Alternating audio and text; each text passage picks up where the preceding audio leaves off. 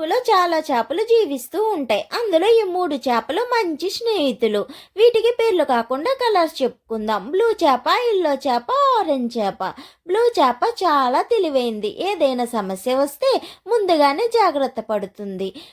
Orange చేప సమయస్ఫూర్తి గలది. ఏదైనా సమస్య వస్తే చిటిక్కునే తప్పించుకోగలదు.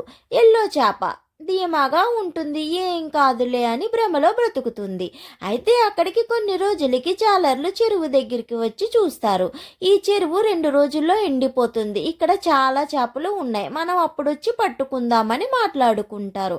ఆ మాటలు విన్న బ్లూ చేప జరిగిందంతా వెళ్ళి తన స్నేహితులకి చెప్తుంది. ఆ మాటలు విన్న ఆరెంజ్ చేప ఇంకా టైం ఉంది కదా ఆలోచిద్దాంలే అంటుంది. ఎల్లో చేప ఈ చెరువు చాలా పెద్దది, ఏం కాదు భయపడుకు అంటుంది.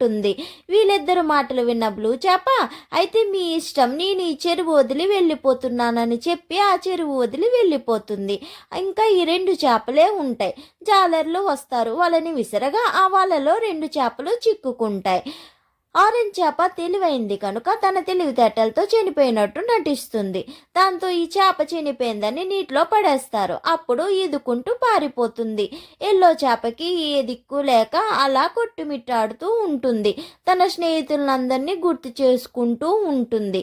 అందుకే లైఫ్లో ఎప్పుడు కూడా ముందు జాగ్రత్త అయినా ఉండాలి, లేదా సమయస్ఫూర్తి అయినా ఉండాలి. ఇలా ఏం తెలియకుండా మొద్దులా ఉండకూడదు. ఈ విషయాన్ని తెలుసుకోండి.